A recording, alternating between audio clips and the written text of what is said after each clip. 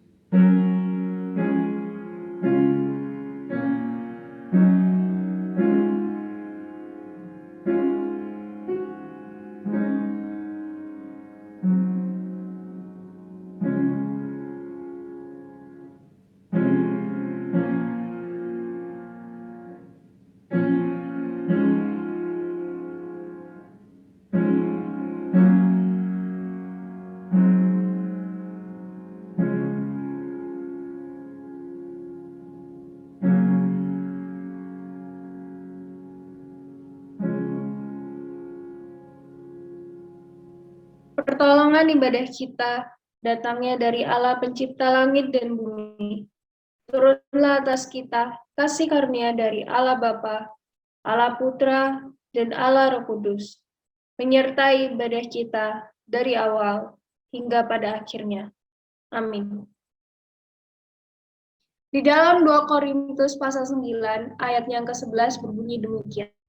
Kamu akan diperkaya dalam segala hal macam kemurahan hati yang membangkitkan syukur Allah oleh karena kami. Kita dapat hidup kita hingga kita bisa ada sampai saat ini dengan kemurahan hatinya. Rajakanlah Yesus.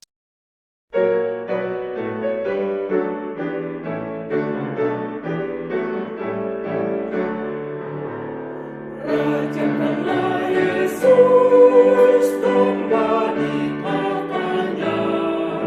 Dengarlah suara pujian, kumandang di sorga. Bangunlah jiwaku, bersama pujilah Tuhan yang mati bagiku, pujilah selamanya. Maafkanlah Tuhan, Raja kehidupan, sorakanlah kemenangan atas keselamatan, muliakanlah Dia yang mati dan bangkit, serta menganugerahkan kehidupan yang kekal. Maafkanlah Tuhan, Raja Maha Kasih, ternyatalah kuasa-Nya indah dan mulia. Pujilah penebus yang mati bagiku, puji dan muliakan Tuhan selama-lamanya. Landasan ibadah kita pada hari ini terambil dari Mazmur 95 ayatnya yang kedua hingga ketiga. Biarlah kita menghadap wajah-Nya dengan nyanyian syukur, bersorak-sorak baginya dengan nyanyian mazmur. Sebab Tuhan adalah Allah yang besar, dan Raja yang besar mengatasi segala Allah. Mari pada saat ini kita mengakui segala kesalahan dan dosa yang telah kita lakukan di hadapan Tuhan. Kita mohon ampun kepada Tuhan, dan kita minta pertolongannya agar kita bisa hidup seturut dengan firman-Nya. Namun sebelum itu, mari kita menaikkan pujian, bawalah aku dekat ke salib.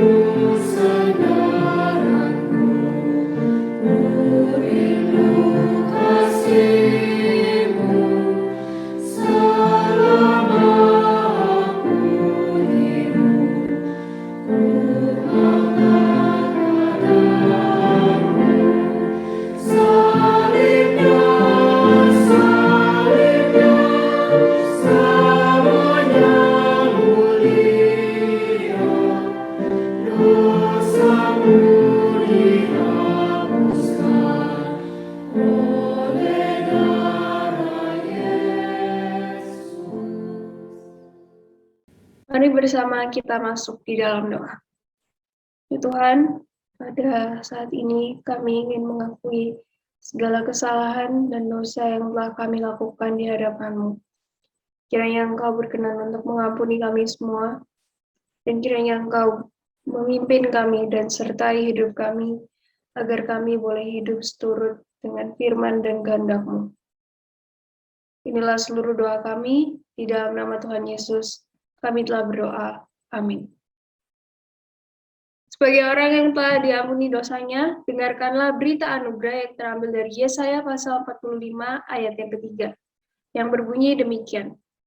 Akulah dia yang menghapus dosa pemberontakanmu oleh karena aku sendiri. Aku tidak mengingat-ingat dosamu. Dengarkan petunjuk hidup baru sebagai penunjuk hidup kita yang terambil dari Yosua pasal 1 ayat yang ke-8, yang berbunyi demikian. Janganlah engkau lupa memperkatakan kitab Taurat ini, tetapi renungkanlah itu siang dan malam, supaya engkau bertindak hati-hati sesuai dengan segala yang tertulis di dalamnya. Sebab dengan demikian perjalananmu akan berhasil dan engkau akan beruntung. Mari kita mengikrarkan iman kita dengan mengikrarkan pengakuan iman rasuli. Pengakuan iman rasuli. Aku percaya kepada Allah, Bapa yang Maha Kuasa, Khalik langit dan bumi, dan kepada Yesus Kristus, Anak yang tunggal Tuhan kita, yang dikandung dari Roh Kudus, lahir dari anak darah Maria, yang menderita sengsara di bawah pemerintahan Pontius Pilatus, disalibkan, mati dan dikuburkan, turun ke dalam kerajaan maut. Pada hari yang ketiga, bangkit pula dari antara orang mati, naik ke surga, duduk di sebelah kanan Allah, Bapa yang Maha Kuasa, dan dari sana ia akan datang untuk menghakimi orang yang hidup dan yang mati.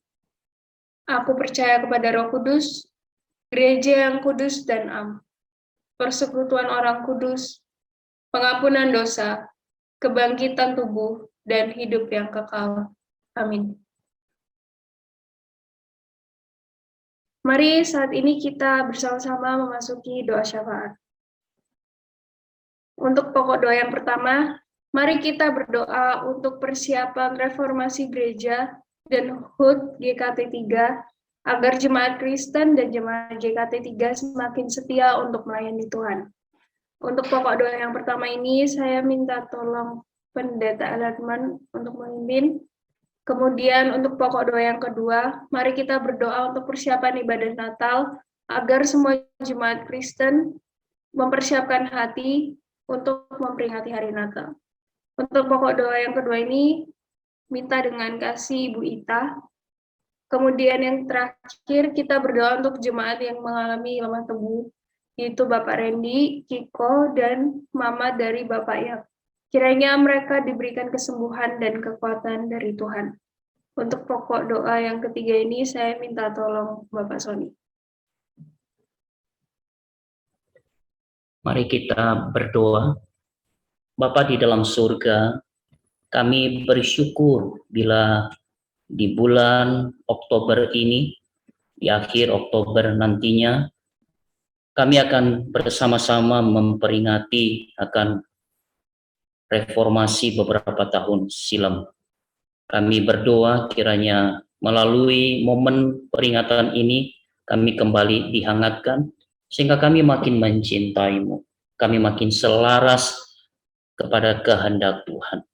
Bapa di dalam surga, kami juga berdoa biarlah kiranya Engkau yang memimpin akan satu acara yang bersamaan di dalam peringatan reformasi ini, yakni HUT GKT 3 yang ke-79. Kami berdoa untuk semua rekan-rekan yang mempersiapkan diri, kiranya Tuhan menolong, secara khusus untuk hamba-Mu, Pendeta Cornelius yang akan melayankan firman, kiranya Tuhan menolong sehingga firman Tuhan yang disampaikan di dalam momen HUT dan peringatan reformasi ini boleh membawa kami makin takut akan Tuhan, bernyala-nyala bagi pekerjaan Tuhan, dan juga setia memberitakan akan Injil Tuhan. Terima kasih Tuhan, kami serahkan juga untuk lomba-lomba di masa-masa HUT ataupun reformasi ini, kiranya Tuhan menolong seluruh peserta, kiranya dapat ambil bagian di dalam sukacita peringatan reformasi dan HUT ke-79 GKT 3. Ini doa kami Bapa, di dalam nama Tuhan Yesus kami telah berdoa. Amin. Ya Tuhan yang Maha Kasih, sungguh kami bersyukur ya Bapa. Bila mana kami hari ini boleh memasuki bulan Oktober, sungguh kami bersyukur untuk segala penyertaan, kasih, dan berkat-Mu atas kami yang begitu melimpah, bahkan kekuatan dan kesehatan daripada Tuhan. Sebentar lagi kami akan memasuki bulan Desember, kami akan memperingati hari Natal Tuhan. Begitu banyak persiapan yang harus kami kerjakan, baik oleh hamba Tuhan, pengurus gereja, dan juga jemaat. Kiranya Kau memberkati kami, satukan hati kami dalam kasih-Mu Tuhan, untuk kami boleh mempersiapkan hari-hari tersebut Tuhan. Kami boleh mempersiapkan hati kami, mempersiapkan segala sesuatunya, demi kebaikan dan kemuliaan nama-Mu, demi perluasan kerajaan-Mu di muka bumi ini Tuhan. Kiranya Kau juga berkati gereja-gereja di seluruh muka bumi ini Tuhan, yang juga akan mempersiapkan perayaan Natal pada Desember nanti. Kau berkati Tuhan, dan jauhkanlah kami dari segala gangguan-gangguan dari oknum-oknum yang kurang bertanggung jawab, yang seringkali membuat kami takut dan gelisah Tuhan. Tapi kami yakin dan percaya, semuanya kami berserahkan di dalam nama Yesus Kristus, Allah kami, yang akan menjaga, menaungi kami, dan memberkati kami hingga proses perencanaan, kelancaran daripada kegiatan nanti boleh berjalan dengan lancar. Terima kasih ya Bapak. Kami menyerahkan seluruh doa kami di dalam nama Tuhan Yesus. Amin. Bapa dalam surga, saat ini Tuhan, hamba-Mu juga menyerahkan untuk masa-masa pemulihan daripada Saudari Randy, di mana tangannya Tuhan mengalami keretakan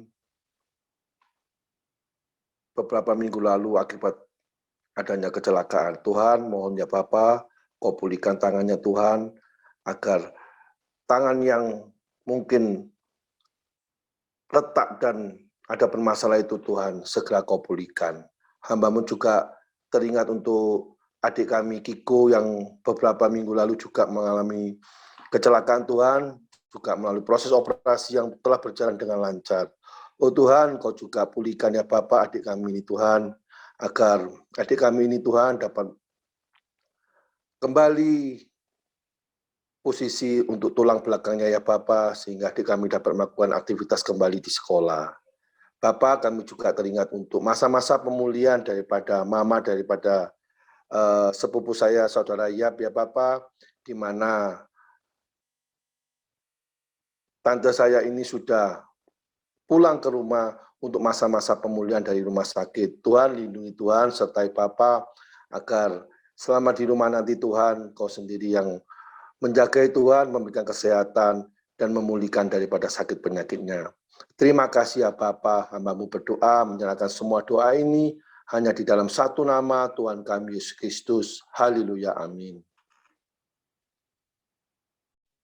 Ya Tuhan, inilah seluruh doa kami. Kami tahu bahwa Engkau telah menyiapkan rancangan yang indah bagi kami semua, dan kiranya semuanya boleh terjadi sesuai dengan waktu dan kehendak-Mu. Inilah seluruh doa kami, di dalam nama Tuhan Yesus, kami telah berdoa. Amin. Selanjutnya, kita bersama-sama akan mendengarkan kebenaran firman Tuhan yang akan disampaikan oleh Pendeta Feni. Kepada Pendeta Feni, kami persilakan. Shalom. Apakah suara saya kedengaran dengan baik? Sangat baik. Baik. Sebelum berdoa dan menyampaikan firman Tuhan, izinkan saya memperkenalkan nama saya terlebih dahulu. Nama saya Pendeta Feni. EH itu Engelhard Sariowan. Ya, saya berasal dari Manado. Bapak saya seorang keturunan Tionghoa, sedangkan mama itu asli Manado. Saya telah menikah dengan memiliki satu istri, bukan dua istri ya, satu istri dengan nama Yurika Sunda, juga sama, papanya keturunan Tionghoa, mamanya juga Manado. Kita ketemu di Palu, waktu saya pelayanan di GKKA Palu. Baik, kira itu perkenalan saya, dan saya ini alumni SPTA sama dengan Bapak Pendeta Eli Arman Sarumaha. Dia adalah kakak tingkat senior paling tingkat ya, karena saya lulusan tahun 2008, sedangkan dia lulusan tahun 2001 kalau saya tidak salah. Baik, untuk mempersingkat waktu, sebelum kita masuk di dalam perenungan firman Tuhan, mari kita satu di dalam doa, kita berdoa. Bapa di dalam sorga, kami bersyukur kepadamu untuk waktu dan kesempatan yang Engkau berikan kepada kami pada saat ini, masih bisa dapat melakukan ibadah, walaupun hanya sebatas virtual melalui aplikasi Zoom ini. Terima kasih Tuhan untuk teknologi yang Engkau ciptakan dan kami gunakan ini untuk melayani-Mu Tuhan. Dan kami serahkan untuk perenungan firman Tuhan ini, hamba terbatas, tetapi Engkau tidak terbatas. Dan jemaat yang mendengarkan juga terbatas, tetapi Engkau tidak terbatas. Oleh karena itu, mampukan hamba-Mu yang lemah ini, dan mampukan juga jemaat yang lemah di dalam memahami, mengerti, dan mampukan juga kami ya Tuhan, untuk mengaplikasikan firman Tuhan ini di dalam kehidupan kami setiap hari. Terima kasih ya Tuhan, hanya di dalam nama Tuhan kami Yesus Kristus, mari bersama-sama kita katakan amin. Amin. Baik, Bapak Ibu Saudaraku yang dikasihi Tuhan kita Yesus Kristus, tema yang diberikan kepada saya adalah bukan gertak sambal ya, bukan gertak sambal, dan saya percaya ini merupakan satu tema yang sangat luar biasa buat kita semua untuk kita renungkan pada minggu ini. Dan menurut informasi yang saya dapat, karena memang sekarang sedang masuk di dalam eksposisi kitab Yunus, dan saya diberi tugas untuk menyampaikan Yunus pasal yang ketiga. Ya, temanya cukup menarik, Bapak Ibu Saudara. Jarang saya ketemu tema seperti ini, tapi bombastis ya, bukan gertak sambal. Ya, saya sering-sering dengan istri, dia bilang begini, itu apa maksudnya? Saya bilang, nanti kau ikut di Zoom saja. Saya sudah bagikan ke istri saya supaya dia masuk di Zoom. Bukan gertak sambal.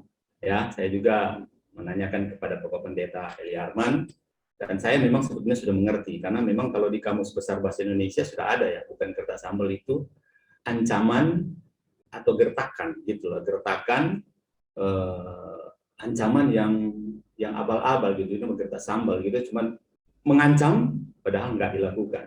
Nah, itu maksudnya. Jadi bukan gertak sambal, sebetulnya Tuhan sedang bukan main-main, bukan membuat satu drama, tetapi dia serius dengan dosa.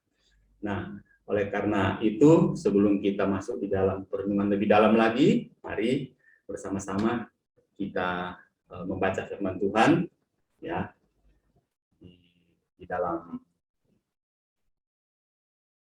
Yunus pasal yang ketiga, Yunus 3 ayat 1 sampai 2 sampai 10, ya. Begini firman Tuhan, datanglah firman Tuhan kepada Yunus untuk kedua kalinya, demikian, bangunlah, pergilah ke Niniwe, kota yang besar itu, dan sampaikanlah kepadanya seruan yang kufirmankan kepadamu. Bersiaplah Yunus lalu pergi ke Niniwe sesuai dengan firman Allah. Niniwe adalah sebuah kota yang mengagumkan besarnya, 3 hari perjalanan luasnya. Mulailah Yunus masuk ke dalam kota itu, sehari perjalanan jauhnya, lalu berseru 40 hari lagi, maka Niniwe akan ditunggang balikan. Orang Niniwe percaya kepada Allah, lalu mereka mengumumkan puasa dan mereka, baik orang dewasa maupun anak-anak, mengenakan kain kabung. Setelah sampai kabar itu kepada raja, kata kota Niniwe, turunlah ia dari singgasananya, ditanggalkannya jubahnya, diselubungkannya kain kabung, lalu duduklah ia di abu. Lalu atas perintah raja dan para pembesarnya, orang memaklumkan dan mengatakan di Niniwe demikian. Manusia dan ternak, lembu, sapi, dan kambing domba tidak boleh makan apa-apa. Tidak boleh makan rumput dan tidak boleh minum air. Haruslah semuanya, manusia dan ternak, berselubung kain kabung dan berseru dengan keras kepada Allah. Serta haruslah masing-masing berbalik dari tingkah lakunya yang jahat dan dari kekerasan yang dilakukannya. Siapa tahu, mungkin Allah akan berbalik dan menyesal serta berpaling dari murkanya yang menyala-nyala itu, sehingga kita tidak binasa. Ketika Allah melihat perbuatan mereka itu, yakni bagaimana mereka berbalik dari tingkah lakunya yang jahat, maka menyesallah Allah karena malapetaka yang telah dirancangkannya terhadap mereka, dan ia pun tidak jadi melakukannya. Bapak Ibu saudaraku yang dikasihi Tuhan, sungguh sangat luar biasa firman Tuhan ini, dan saya percaya bahwa ada sesuatu yang indah di dalam firman Tuhan ini. Dan kalau kita berbicara soal hukum, ya, kalau kita berbicara tentang penghukuman Allah, jelas terkait dengan dosa. Dan dosa itu adalah kejahatan terhadap Allah. Dan setiap kejahatan yang dilakukan konsekuensinya adalah maut. Jadi Bapak Ibu Saudara, hukuman atas dosa bukanlah gertak sambal belaka. Ya, kita dapat clue-nya ya. Dosa pasti akan dihukum dan hukumannya sangat dahsyat. Loh, bagaimana dengan orang Kristen yang sudah di dalam Kristus? Nanti saya akan jelaskan sebentar, Bapak Ibu Saudara, karena ini dalam konteks kitab Yunus, tentunya kita akan tarik karena Yunus ini sempat dipakai oleh Tuhan Yesus, sempat dipakai dalam Perjanjian Baru untuk melambangkan tentang bagaimana karya Kristus ketika disalib selama 3 hari berhubungan dengan Yunus ada di perut ikan 3 hari. Berarti penting sekali Bapak Ibu Saudara yang dikasihi oleh Tuhan kita Yesus Kristus. Nah, saya tertarik dengan satu quote ya dari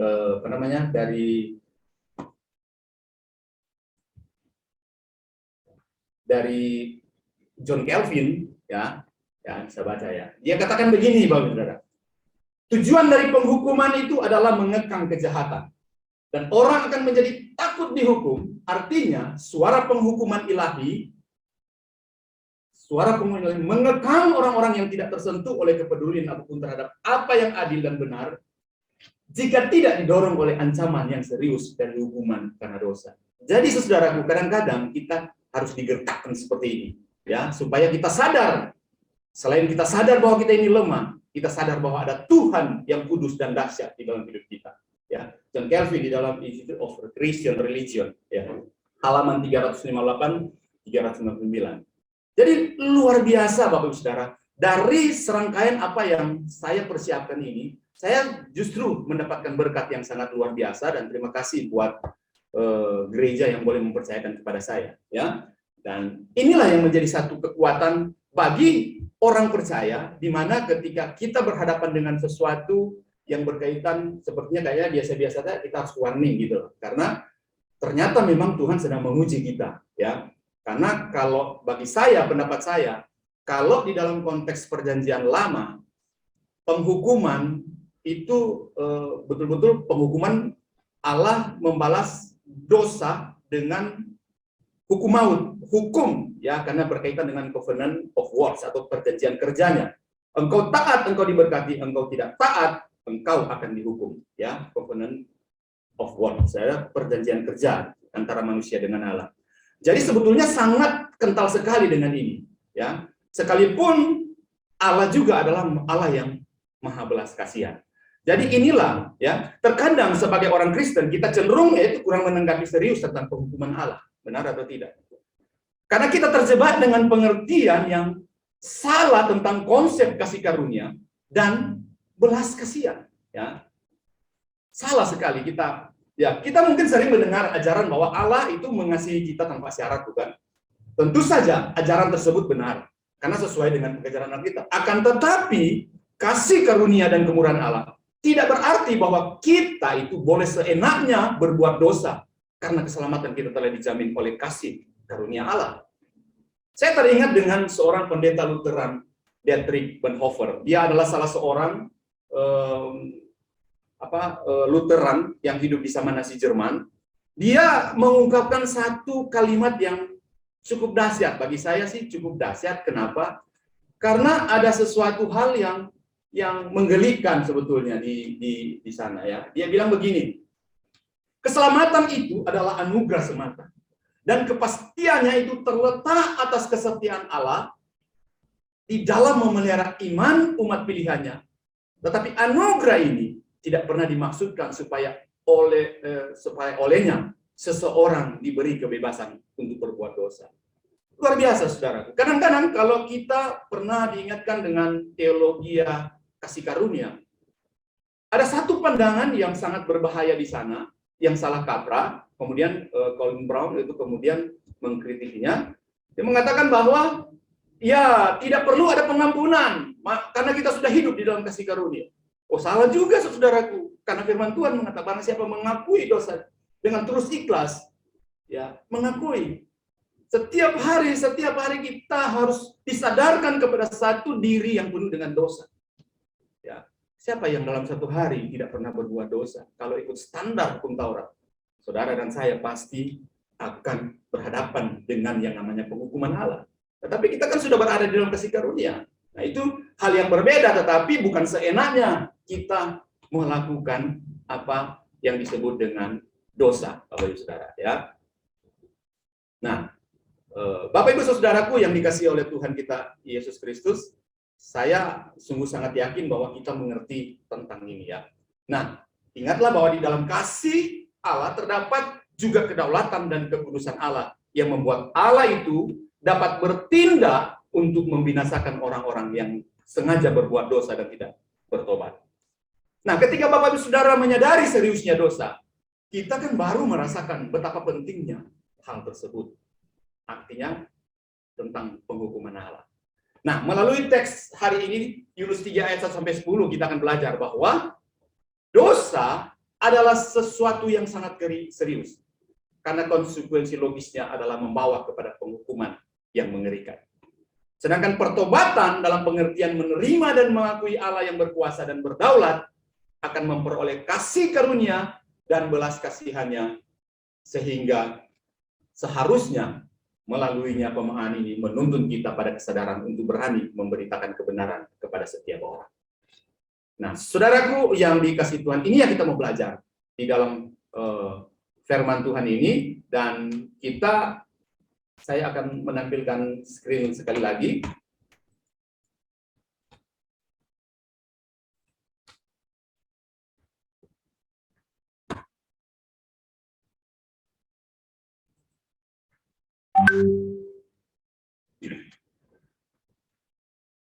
Kita akan belajar begini ya. Yang pertama itu, apakah bukti bahwa Allah tidak main-main dengan penghukumannya atau bukan gertak sambal?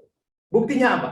Yang kedua, bagaimana kita belajar dari teks ini bahwa di balik ide penghukuman Allah, justru Allah ingin mempertunjukkan karakternya sebagai Allah yang Maha Kasih dan Allah yang penuh belas kasihan.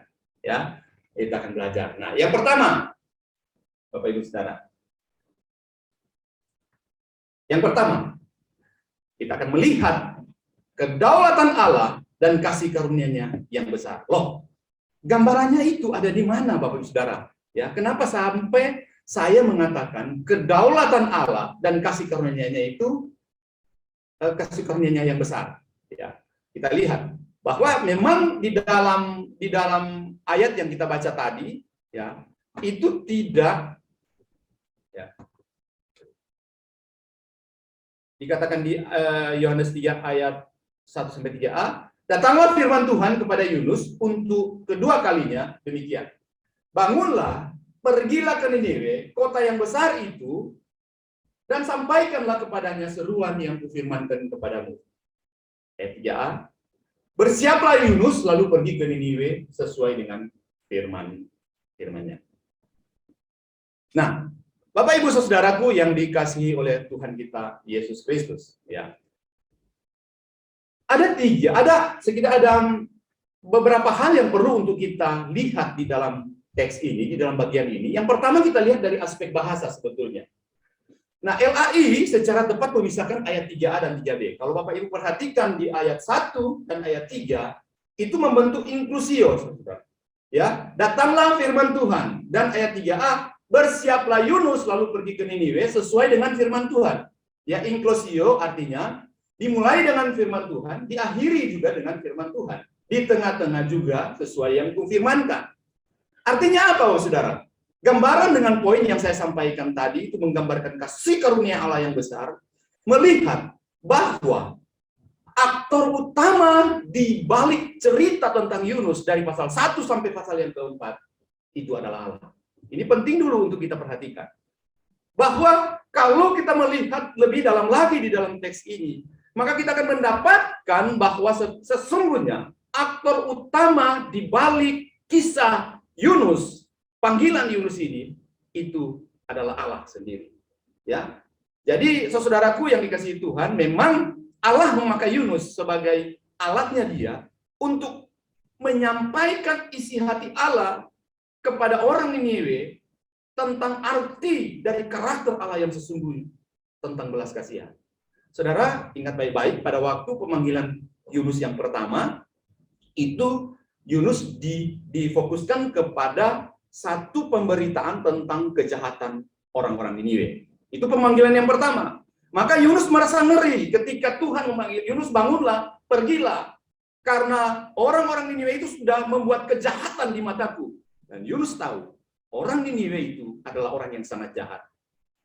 Dan orang Niniwe ini adalah orang yang musuh bebuyutan bangsa Israel. Maka secara nasionalismenya Yunus, dia itu sangat-sangat mencintai Israel. Maka ketika Tuhan menyuruh Yunus untuk pergi ke Niniwe, dia melarikan diri. Bukan hanya sekedar dia melarikan diri karena dia takut bahwa orang-orang Niniwe itu adalah orang yang jahat, tetapi dia juga tidak mau orang Niniwe itu diberi belas kasihan oleh Allah. Ya, ini yang pertama. Karena Yunus sangat mengerti karakter Allah, bahwa Allah itu berdaulat, Allah itu sangat mengasihi dan dia penuh belas kasihan. Sehingga secara nasionalisme Yunus tidak mau Niniwe itu kemudian diberi belas kasihan oleh Allah. Ya. Nah, ini memang nyata di dalam firman Tuhan ini. Dan kita tahu bersama bahwa memang fokus yang diberikan di perintah yang kedua ini agak berbeda. Kalau yang pertama ditujukan kepada konsep kejahatan orang Israel, sedangkan yang kedua difokuskan kepada penghukuman yang mereka akan alami, ya, penghukuman yang akan mereka alami. Jadi tentang hukuman. Jadi Allah tidak sedang main-main sebetulnya dengan hal ini, atau Allah tidak sedang pura-pura mengancam atau gertak sambal, tetapi Allah sangat serius, dan ini harus disampaikan. Dan pada pemanggilan Yunus yang kedua ini, ia diperintahkan untuk menyampaikan seruan yang difirmankan Tuhan. Nah, Bapak Saudaraku, setelah saya menyelidiki ayat ini, kata kufirmankan, garis bawah ya, kata kufirmankan di ayat yang kedua, ya, dikatakan begini, kepadamu seruan yang kufirmankan kepadamu. Kata kufirmankan dalam teks Ibrani, itu bukan merujuk kepada masa lampau. Secara spesifik Tuhan mengatakan bahwa tugasmu sudah kuberitakan loh kepadamu Yunus. Bukan. Tetapi ini adalah merupakan satu perkataan Allah untuk pergi, sama seperti yang Allah berikan kepada Musa, sama seperti yang Allah berikan kepada Abraham. Tidak tahu tugas apa sebenarnya, walaupun sebetulnya Yunus sudah tahu bahwa dia harus memberitakan penghukuman di sana, tapi secara spesifik dia bingung juga untuk memberitahukan tentang cara dan pola untuk disampaikan sesuai dengan apa yang Tuhan firmankan disampaikan kepada orang-orang Niniwe. Nah, dari gambaran ini pun kita sudah melihat intervensi Allah, kedaulatan Allah di balik pemanggilan Yunus yang kedua ini. Ya, kita tahu bagaimana Allah terus bekerja. Allah seakan-akan ingin mengatakan kepada Yunus bahwa Yunus, kau jangan takut, aku besertamu loh. Aku yang akan berbicara kepadamu. Lakukanlah, perkatakanlah tentang penghukuman itu saja.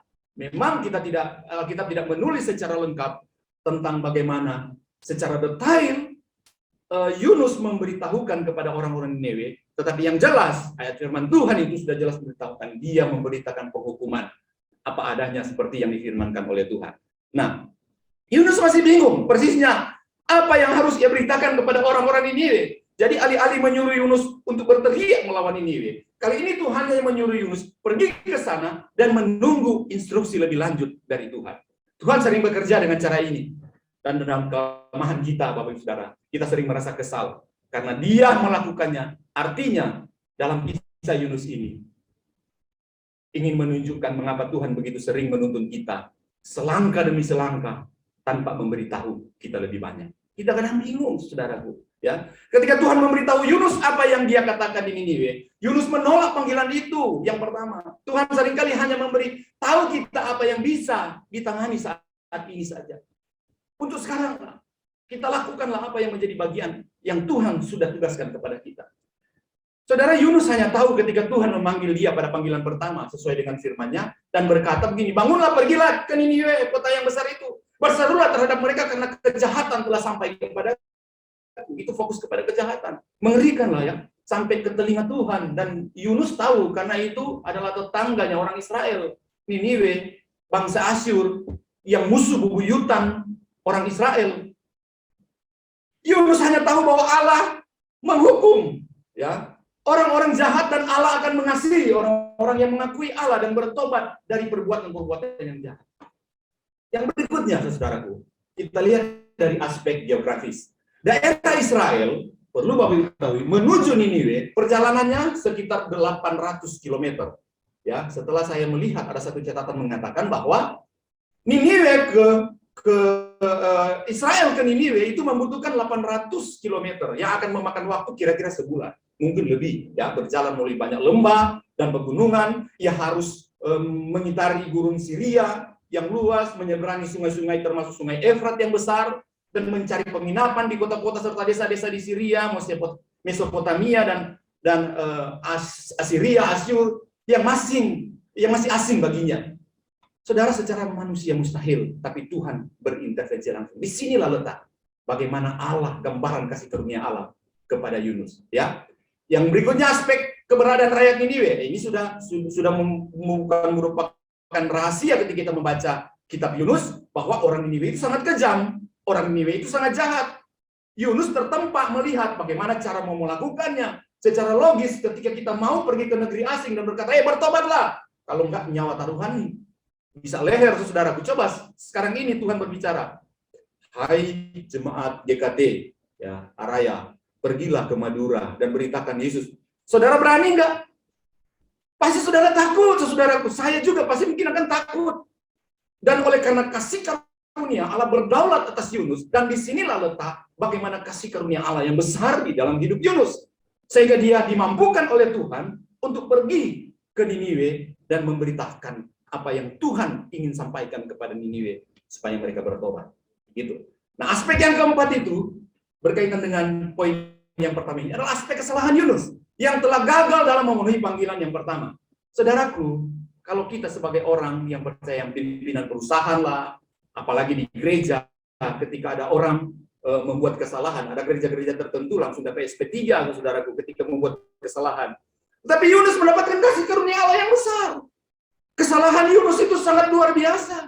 Tetapi melalui ikan besar, menelan dia, dan di sanalah terjadi satu recovery, transformasi iman kepada Yunus kembali untuk bernasar kepada Tuhan. Bahwa dia minta ampun kepada Tuhan, dan Tuhan mendengar doa pengampunannya. Dan pada Yunus yang ketiga ini, dia mau berani sekalipun ada ketakutan yang luar biasa untuk dia lakukan. Ya. Nah, saudaraku, seringkali, bukankah kita seringkali begitu ya? Ya. Bukankah kita seringkali merasa takut lebih dulu, ya, merasa tidak layak untuk bisa dapat melayani Tuhan dan lain sebagainya? Bukankah kita sama seperti itu, walaupun berbeda tingkatnya? Tetapi syukur kita memandang Allah yang disalib itu, yang telah memberikan kasih karunia kepada kita. Jadi saya percaya bahwa apa yang dikatakan ini sebetulnya memberikan satu kekuatan kita. Saya ingin katakan bahwa Tuhan memang melihat dosa kita. Tuhan juga melihat kelemahan kita. Tapi kasih karunia-Nya tidak akan membatalkan relasi kita dengan Dia. Karena Tuhan itu adalah Bapa kita. Dan kita ini adalah anak-anak. Saya ingin katakan tidak ada satupun yang kita lakukan yang bisa membatalkan apa yang Allah telah lakukan bagi kita. Ingat baik-baik.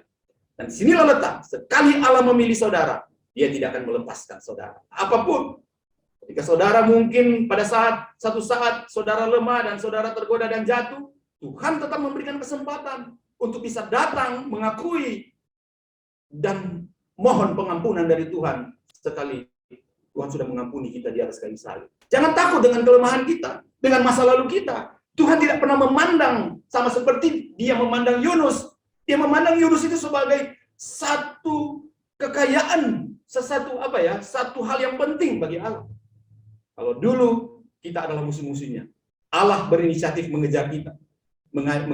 Begitu rupa dengan caranya untuk mendapatkan kita. Maka setelah kita dari musuh menjadi anak-anaknya, saya percaya kita tidak akan pernah menjadi musuh-musuhnya lagi. Inilah yang dilakukan Allah kepada Yunus. Allah yang penuh belas kasihan kepada Yunus, menjadikan Yunus alatnya untuk memberitakan belas kasihan. Ya, nah, saudara-saudaraku yang dikasihi oleh Tuhan kita Yesus Kristus. Berikutnya, poin yang kedua.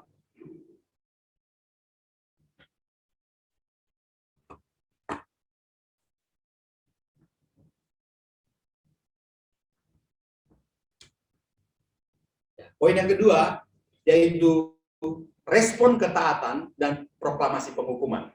Nah, di dalam ayat yang ketiga, B, dan keempat, mari kita lihat bersama-sama. Dikatakan begini, Niniwe itu adalah sebuah kota yang mengagumkan besarnya. 3 hari perjalanan luasnya. Mulailah Yunus masuk ke dalam kota itu, sehari perjalanan jauhnya, lalu berseru, ya, 40 hari lagi maka Niniwe akan ditunggang balikan. Saudara yang dikasihi oleh Tuhan kita Yesus Kristus, Tuhan telah memperlihatkan kasih karunia dan belas kasihan kepada Yusuf. Dia menyelamatkan agar tidak mati tenggelam melalui ikan besar, melalui ikan paus. Tuhan menahan hukuman atas pemberontakannya dan memberinya kesempatan kedua untuk menunaikan tugasnya. Setelah mengalami semuanya itu, Yunus belajar untuk memperlihatkan belas kasihan kepada orang lain. Belajar untuk memperlihatkan belas kasihan biasanya sulit bagi kita, manusia yang lemah. Benar atau betul? Ya. Yunus diajarkan oleh Tuhan engkau Yunus, aku telah memberikan belas kasihan kepadamu. Sekarang saatnya engkau juga melihat orang lain, supaya engkau mampu berbelas kasihan juga kepada orang lain. Saya ingin katakan hanya orang-orang yang benar, yang menyadari arti dari kasih karunia Allah, yang bisa merespon pentingnya panggilan Allah dalam hidupnya, yang mau taat melakukan sebuah pekerjaan yang penuh dengan risiko. Mengapa tidak? Yunus harus mengadakan perjalanan 800 km.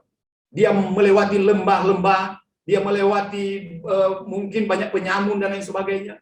Tetapi respon ketaatan ini, oleh karena dia mengerti tentang penghukuman Allah itu tidak main-main, maka dia harus lakukan. Karena dia percaya bahwa Allah menyertai dia.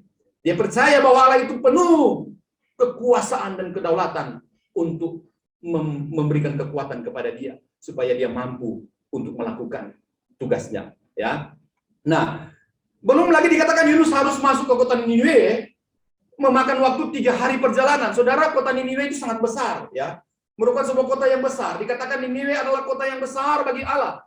3 kali catatan Yunus itu mengutipkan kata-kata Allah yang menyebutkan Niniwe itu kota besar, ya. Di Yunus 1 ayat 2, Yunus 3 ayat 2, Yunus 4 ayat 11, secara harafiah di dalam bahasa Alkitab itu memberikan satu pengertian tentang kota ini besar bagi Allah. Sekalipun juga memberitahukan bahwa kota ini adalah sangat besar. Penduduknya 120.000 orang. Ya, beberapa penafsir ini mengatakan ini memang penting di mata Tuhan. Ya, memang ukuran kota ini juga sangat besar. Ya, 3 hari perjalanannya. Bapak Ibu, kalau saya di Batam ini, saya jalan 3 hari itu. Saya jalan berapa ya, jalan kaki, kalau jalan kaki enggak sampai 3 hari ya, 2 hari mungkin sudah saya bisa jalan dari ujung ke ujung, kecuali jembatan jembatan 9 di kota Batam, ya. Itu mungkin membutuhkan 3 hari sampai ke jembatan 9, karena pada waktu Habibie jadi presiden, dia menyambung beberapa pulau untuk menyambungkan pulau 1, pulau 2, sampai pulau 9, jadi ada jembatan 9. Nah, saudara-saudara, begitu besar ya, berarti banyak penduduknya. Saya tertarik ya, di dalam Calvin's Commentary mengatakan bahwa terjemahan ayat 3 seharusnya adalah and Nineveh was a great city to God. Dan Nineveh adalah suatu kota besar bagi Allah. Ya. A city important to God, suatu kota yang penting bagi Allah. Ya. Mengapa kota ini besar atau penting bagi Allah? Karena Nineveh itu adalah kota kuno, itu salah satu dari kota pertama yang didirikan oleh Nimrod, ya. Nimrod setelah air bah, ya, Nimrod mendirikan kota ini. Nah, kota ini luas ya, sebuah kawasan metropolitan yang tampaknya mencakup beberapa kota lain, sehingga dibutuhkan waktu 3 hari untuk melintasi dari ujung ke ujung. Nineveh tentulah amat mengesankan dengan kuil-kuil yang megah, tembok-temboknya yang kokoh dan bangunan lainnya. Tetapi bukan faktor itu yang membuat kota ini penting bagi Allah. Ya, yang menjadi perhatian adalah penduduknya. Pada zaman itu populasi Nineveh juga begitu besar. Sejahat-jahatnya penduduk kota Niniwe, Allah peduli dengan mereka. Allah menghargai nyawa manusia dan potensi setiap orang untuk bertobat dan belajar melakukan apa yang benar. Mengapa tidak? Ketika Yunus akhirnya memasuki Niniwe, ia mungkin semakin terintimidasi oleh kota yang penduduknya lebih 120 jiwa.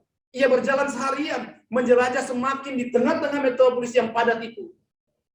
Barangkali mencari lokasi yang cocok di tengah kota dan mulai memberitahukan di alun-alun. Hai orang-orang Niniwe, 40 hari Tuhan akan menghukum kota ini. Mengerikan, saudaraku.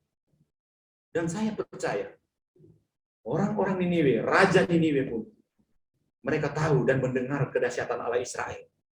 Mereka tahu bagaimana mereka berperang dengan Israel. Ketika Israel dengan tentaranya yang begitu kecil, begitu sederhana, memenangkan beberapa pertarungan peperangan. Dan siapa yang membelanya? Tuhan yang membelanya. Mata mereka tertuju kepada Allah Israel yang begitu dahsyat, begitu megah dan besar. Sehingga ketika Yunus memberitahukan tentang penghukuman, mereka ketakutan. Dan akhirnya itu bukan gertak sambal belaka. Dan akhirnya mereka tahu bahwa Allah, orang Israel itu, adalah Allah yang dahsyat dan luar biasa. Maka gak heran ketika Yunus memberitahukan, dia taat kepada Tuhan. Dia mengasihi, dia juga ikut mengasihi. Walaupun di ayat yang keempat kita lihat Yunus agak kecewa dengan Tuhan karena Tuhan mengasihi. Harapan Yunus sih Tuhan menghukum. Harapan Yunus Tuhan menghancurkan Niniwe karena Niniwe adalah musuh yang jahat Israel, yang memerangi bangsa Israel. Harapan Yunus seperti itu. Tetapi Tuhan berbicara itu nanti mungkin di pasal yang keempat. Saya tidak akan membahas di sini. Tetapi saudara-saudaraku sangat luar biasa di sini untuk kita bisa belajar bahwa sesungguhnya kita melihat bahwa ada orang-orang di sekitar kita. Tuhan memang tidak secara spesifik memberitahukan kita pribadi lepas pribadi tentang bahasa panggilan, bangunlah, pergilah ke orang-orang yang belum percaya. Bukan. Tetapi amanat agung. Ketika Yesus memberitakan amanat agung, pergilah, jadikanlah semua bangsa muridku. Itu merupakan panggilan kita bagi orang percaya untuk mengasihani, meneteskan air mata. Tiap hari ku temukan mereka yang terhilang, hidup tak menentu arah tujuan. Saya menangis, saudaraku. Terima kasih untuk firman Tuhan ini juga memberikan satu pengajaran buat saya. Untuk melihat bahwa Allah berbelas kasihan kepada orang-orang di sekitar sana. Maka saudaraku butuh ketaatan. Dan respon dari Yunus itu, walaupun dia mungkin dongkol-dongkol karena dia tahu bahwa Tuhan akan mengasihani ketika mereka bertobat, merespon dengan baik, dan Niniwe bertobat. Tapi Yunus mau pergi. Yunus sudah bernasar kepada Tuhan waktu dia di perut ikan. Dan Tuhan selamatkan dia. Dan akhirnya Tuhan mengabulkan apa yang diberitakan. Yang diinginkan oleh Yunus untuk bisa hidup lagi. Diberikan kesempatan kedua. Jadi kita dapat belajar bahwa Yunus merespon kasih karunia Tuhan dengan ketaatan yang utuh. Yang keluar dari dasar imannya yang kepada Allah. Ketaatan yang sesuai dengan firman Tuhan. Ketaatan yang berdasarkan kasih karunia. Saudara-saudaraku, saya teringat waktu saya belajar di STTIA, salah seorang dosen mengatakan, ingat baik-baik, ada 5 hal yang perlu diperhatikan, ya. Tulip ya, total depravity, unconditional election, limited atonement, perseverance of the saints. Yang ketiga, yang keempat, ya, anugerah yang tidak bisa ditolak, dan yang terakhir perseverance of the saints, ketaatan orang-orang kudus. Ketaatan orang-orang kudus. Sebetulnya, saudara, kita melekat di dalam Kristus yang disebut dengan unity of Christ. Ketika kita berada di dalam Kristus, kita harus wajib hidup sama seperti Kristus hidup. Model ketaatan kita dengan orang yang belum percaya itu model berbeda, saudaraku. Dalam pengertian bahwa ketika kita mau cari tahu tentang ketaatan, belajarlah kepada orang Buddhis. Belajar, mereka itu sangat taat, sangat kudus. Tetapi berbeda dengan kita. Kita hanya melekat di dalam Kristus sebagai unity of Christ, dan kemudian kita melihat tentang apa yang Tuhan inginkan kita lakukan, dan lakukanlah sesuai dengan apa yang dikatakan oleh Kristus. Sederhana saja. Barang siapa menjadi muridku, dia harus wajib hidup sama seperti aku hidup, kata Tuhan. Dan inilah ketaatan sama seperti yang dikatakan oleh Tuhan ya kepada Yunus ini. Nah, saudara-saudaraku yang dikasihi oleh Tuhan kita Yesus Kristus, J. Packer pernah berkata begini, respon dari kasih karunia adalah ketaatan untuk memuliakan Allah. Dan hanya dengan berbuat demikian, manusia menemukan kemuliaannya sendiri. Satu-satunya manusia di dunia yang menikmati kepuasan sejati adalah dia yang tahu bahwa satu-satunya kehidupan yang bernilai dan memuaskan adalah meresponi kasih Allah dengan ketaatan untuk menjadi alat kemuliaannya. Saudara, di dalam buku God's Plan for You, rencana Allah bagi Allah yang sudah diterjemahkan oleh Momentum, saya banyak berkat untuk ketika saudara melihat satu quote ya yang disampaikan oleh J.I. Packer ini sangat luar biasa di halaman 25 dan 26. Saudara, benar, respon dari kasih karunia adalah ketaatan kita. Jadi saudaraku, Dietrich Bonhoeffer juga pernah mengatakan tentang anugerah yang mahal dan anugerah yang murahan, ya, cheap grace-nya. Dan kita tahu bahwa kalau kita melakukan ketaatan, berarti kita menghargai kasih karunia Allah itu mahal bagi kita. Ketika kita tidak menangkap serius tentang kasih karunia dengan meresponinya dengan ketaatan, maka kasih karunia itu menjadi murahan. Ya, kasih karunia itu gratis, tapi bukan murahan. Kasih karunia itu mahal karena dibayar dengan harga yang mahal, yaitu Yesus Kristus. Maka respon dari kita itu adalah ketaatan. Karena ketaatan menjadikan kita menghargai kasih karunia itu mahal harganya yang sudah ditanggungkan Yesus di atas kayu salib. Saudara yang dikasih oleh Tuhan kita Yesus Kristus. Yang ketiga, ya,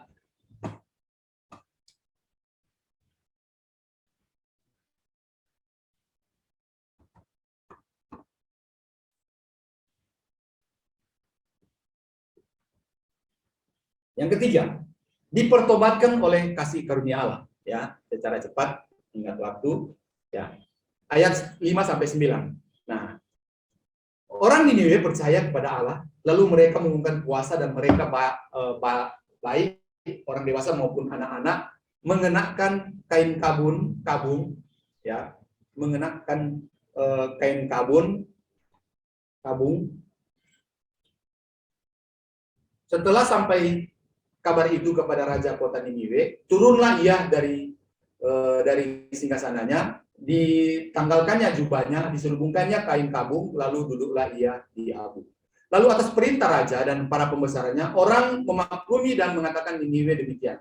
Manusia dan ternak, lembu, sapi, dan kambing, domba tidak boleh makan apa-apa, tidak boleh makan rumput, dan tidak boleh minum air. Haruslah semuanya manusia dan ternak terselubung kain kabung dan berseru dengan keras kepada Allah, serta haruslah masing-masing berbalik dari tingkah lakunya yang jahat dan dari kekerasan yang dilakukannya. Siapa tahu mungkin Allah akan berbalik dan menyesali serta berpaling dari murkanya yang menyala-nyala itu sehingga kita tidak binasa. Saudara, menarik sekali di sini karena dipertobatkan oleh kasih karunia. Dari pemberitaan itu, penghukuman yang disampaikan Yunus, mungkin saja ia was-was ya dan bersiap-siap menghadapi tanggapan yang keras dan beringas dari orang Niniwe. Tapi ternyata sesuatu yang luar biasa terjadi. Berita yang disampaikan Yunus direspon secara positif dan berhasil menarik perhatian penduduk Niniwe.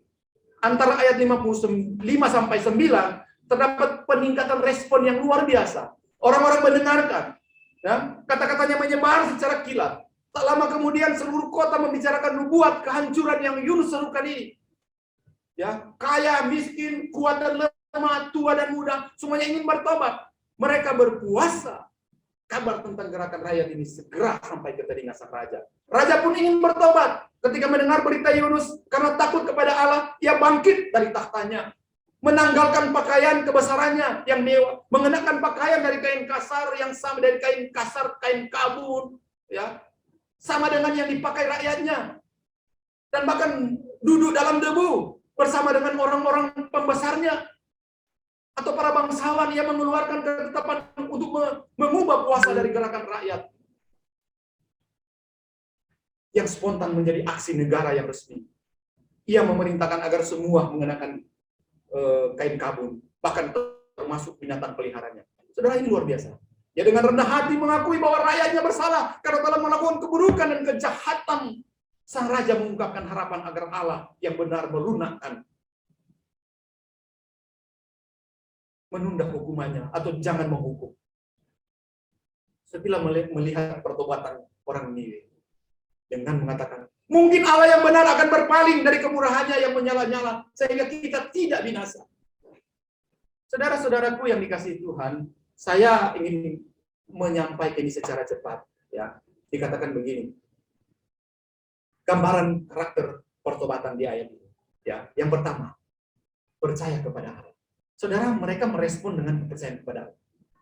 Karakteristik pertobatan di dalam ayat 5 sampai 9 ini ada sekitar 5, ya. Pertama, mereka merespon dengan percaya dulu kepada Allah, ayat 5a. Dan mereka meminta tolong kepadanya. Merespon, Tuhan, berikan belas kasihan kepada kami. Yang kedua, penyesalan. Ada penyesalan yang terjadi di sana. Mereka menyesal telah berbuat jahat kepada Tuhan. Apapun mereka sudah menyesal berbuat jahat kepada orang lain. Yang berikutnya mereka merendahkan diri. Mereka merendahkan diri. Bahkan mereka duduk di dalam abu. Satu penyembahan yang luar biasa. Sehingga Tuhan, dikatakan Tuhan akhirnya menyesal. Berbalik dari kejahatan. Mereka harus segera berbalik dari kejahatan. Dan mereka memohon belas kasihan dari Tuhan. Karakteristik pertobatan ini tergambar jelas di ayat 5 sampai 9. Saudara-saudaraku yang dikasihi Tuhan, respon yang pertama yang harus saudara lakukan ketika saudara jatuh di dalam dosa. Saudara harus meyakinkan diri bahwa saudara benar-benar percaya kepada Tuhan. Ketika saudara percaya kepada Tuhan, saudara tinggal mengakui tentang dosa-dosa kejahatan saudara. Karena firman Tuhan mengatakan, barang siapa yang mengaku dosa di hadapan dengan tulus ikhlas, aku akan mengampuninya. Saudara-saudaraku, kasih karunia sungguh luar biasa bagi kita. Ya. Nah, yang terakhir, yang ke-10 yang keempat, kasih karunia dan kemurahan Allah. Saudara yang dikasihi Tuhan, kalau kita berbicara tentang kasih karunia dan kemurahan Allah di sini, tentunya agak lebih mendalam di dalam konteks kepribadian Allah, tentang Allah menyesal. Ya, kalau kita baca di dalam Yunus 3 ayat 10 dikatakan begini. Ketika Allah melihat perbuatan mereka itu, yakni bagaimana mereka berbalik dari tingkah lakunya yang jahat, maka menyesallah Allah karena malapetaka yang telah dirancangkannya terhadap mereka, dan ia pun tidak jadi melakukannya. Saudara, luar biasa ya di sini.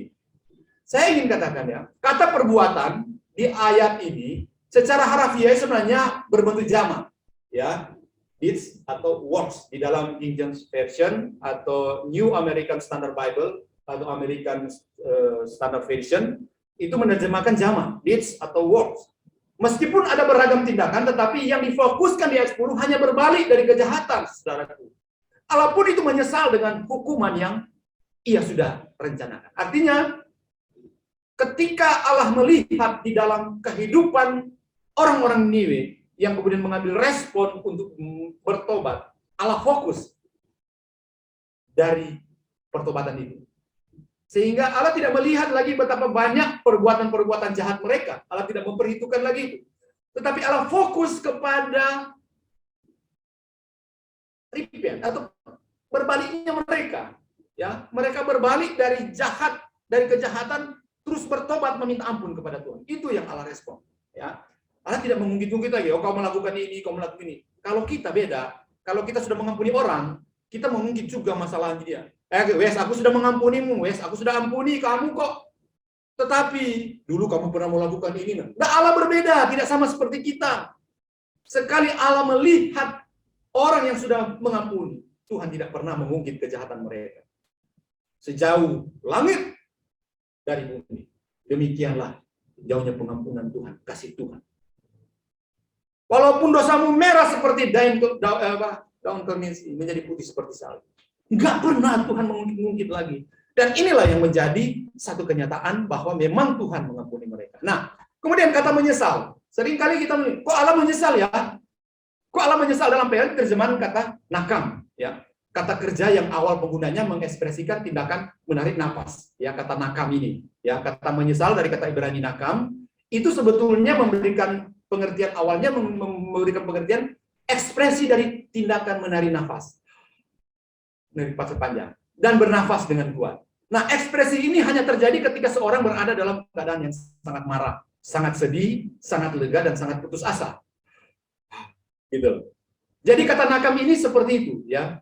Nah itu. Namun dalam perkembangannya, kata nakam, kata menyesal ini menyatakan ekspresi dari hal-hal baik, sifat karakter Allah, yaitu memiliki belas kasihan, merasa sayang, menghibur, dan menyenangkan.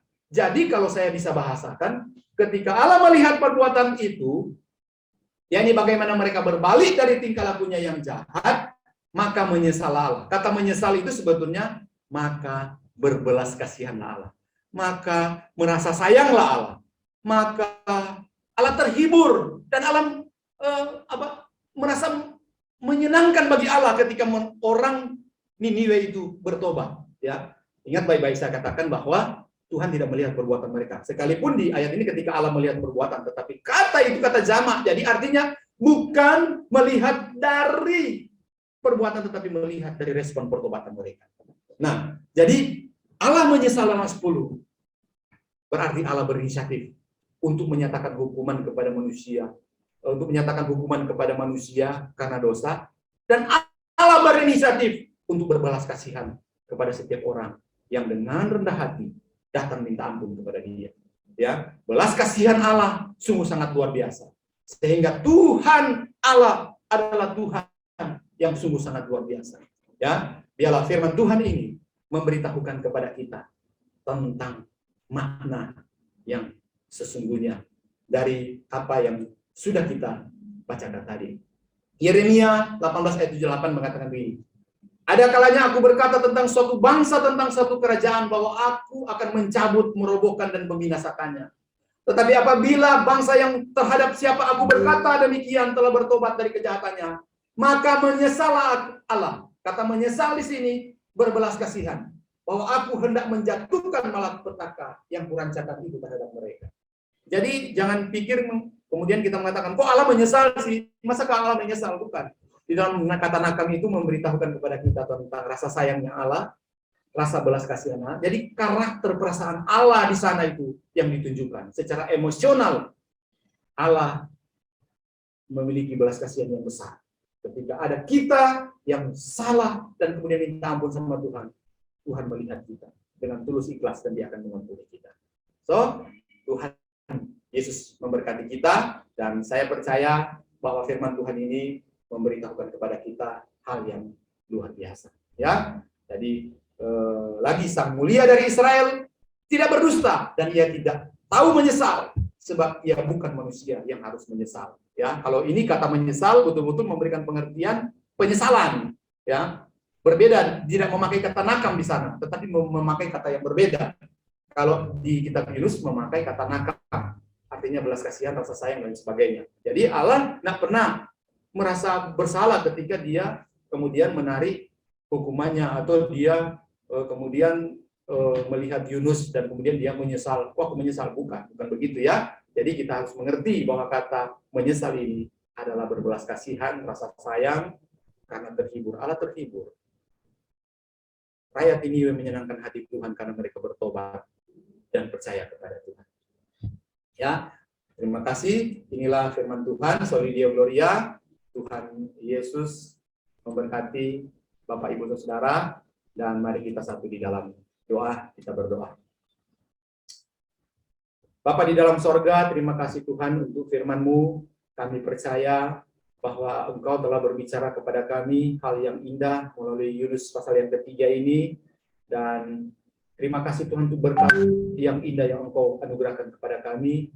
Kami sungguh sangat diberkati ya Tuhan dengan firman-Mu ini. Dan oleh karena itu, biarlah Engkau yang terus memberikan kekuatan kepada kami, memberikan kesadaran kepada kami, bukan saja untuk merespon bertobat ketika kami berbuat salah, tetapi kami juga memiliki empati, berbelas kasihan kepada orang lain yang bersalah kepada kami. Itulah ya Tuhan makna yang Engkau ajarkan kepada kami. Engkau mati di kayu salib, Engkau mengasihani kami, Engkau yang menebus kami. Cukup bagi kami untuk melihat salib. Ketika kami melihat segala bentuk diskriminasi yang terjadi dalam kehidupan kami, baik suami istri, rekan kerja, semuanya kami melihat dari perspektif Tuhan, bahwa kami harus berbelas kasihan kepada mereka, apalagi orang-orang yang belum percaya kepada Tuhan. Terima kasih Tuhan Yesus, ini doa kami, hanya di dalam nama-Mu kami berdoa. Amin. Saya serahkan kepada yang memimpin. Terima kasih Pendeta Fendi untuk penyampaian firman-Nya. Kiranya apa yang telah disampaikan bisa menjadi berkat dalam kehidupan kita. Sebagai bentuk ucapan syukur atas berkat yang telah kita terima, mari kita memberikan persembahan yang dapat diberikan kepada bendahara gereja atau melalui rekening gereja. Mari kita pujikan lagu Hitung Berkat-Mu.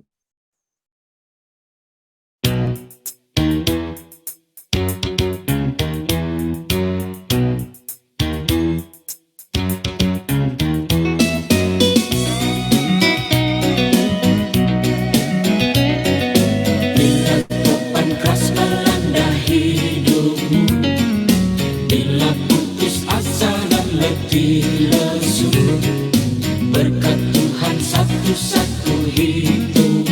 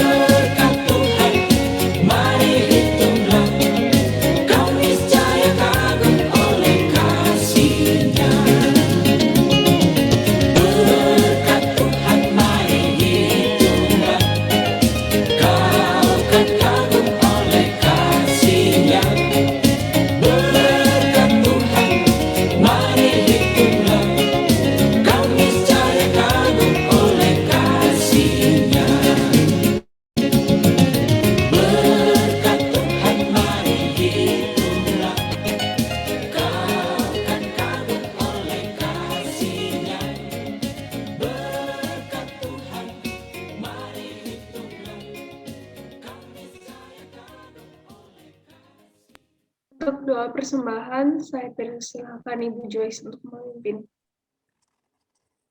Mari kita berdoa. Ya Bapa, terima kasih atas berkat-berkat yang sudah Engkau berikan kepada kami sampai hari ini. Apa yang kami berikan ini ya Bapa adalah sebagian dari yang kami punya. Kiranya persembahan ini dapat menjadi berkat bagi jemaat-Mu di tempat ini dan berkenan di hadapan-Mu. Dalam nama Tuhan Yesus kami berdoa dan mengucap syukur. Amin. Selanjutnya kita akan bersama-sama mendengarkan warta hari ini.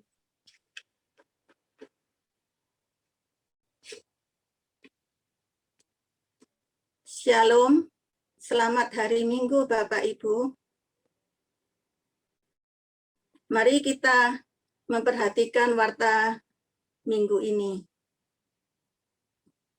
Pertama-tama kami mengucapkan terima kasih kepada Pendeta Feni yang telah melayani pemberitaan firman Tuhan pada hari ini, dan juga kepada rekan-rekan semua yang telah melayani ibadah hari ini. Kiranya Tuhan memberkati pelayanan dan keluarga. Kedua, ibadah sekolah minggu dan pemuda remaja RC akan diadakan pada hari ini jam 10 pagi. Mari kita mendampingi dan mendorong generasi muda sejak dini untuk mengingat dan menguduskan hari Sabat. Pada setiap hari Kamis akan diadakan berdoa dan berpuasa dimulai jam 6 pagi sampai dengan jam 4 sore. Sedangkan pada malamnya jam 7 akan diadakan dogma via Zoom. Diharapkan untuk Bapak Ibu bisa mengikutinya. Hari ini adalah batas akhir bagi jemaat yang akan mendukung berkatmu, berkatmu untuk bulan Oktober. Bagi jemaat yang mau terlibat dapat menyerahkan dukungannya dengan mentransfer ke BCA nomor 123 0779976 atas nama Irin Christine Gandasuli dan dapat memberikan konfirmasi kepada Ibu Christine atau Evangelis Erning.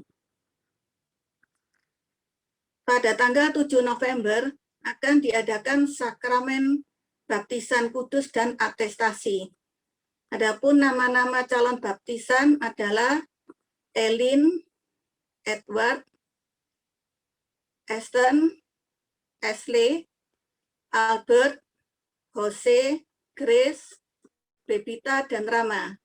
Sedangkan nama-nama atestasi yaitu Bapak Wesin dan Ibu Melisa.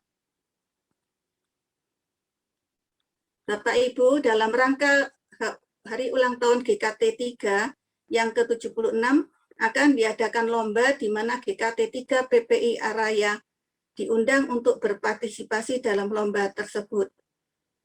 Bagi Bapak Ibu yang mau mengikuti, silakan mengikuti. Demikian warta hari ini. Terima kasih. Tuhan memberkati.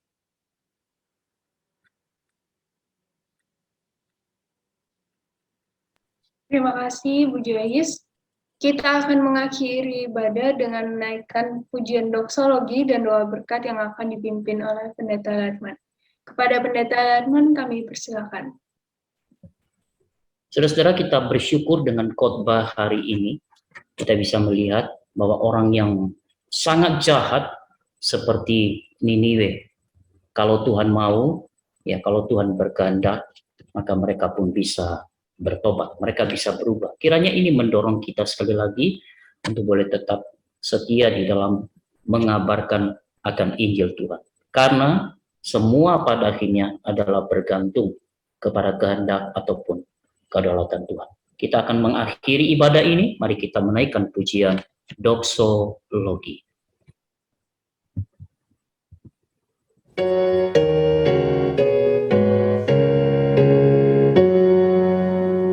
Puji Allah Bapa Putra dan puji Allah Roh Kudus, ketiganya yang esa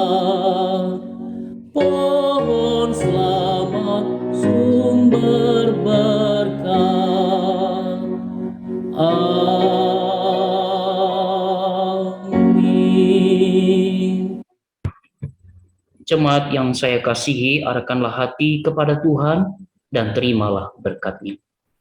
Kiranya berkat dari Allah Bapa, kasih sayang dari Kristus Tuhan, pertolongan penghiburan dari Allah Roh Kudus, menyertai saudara-saudari semua mulai hari ini sampai Tuhan Yesus datang untuk kedua kalinya. Amin. Amin.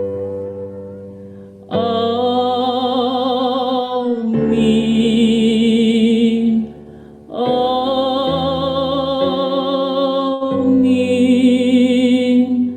Amin.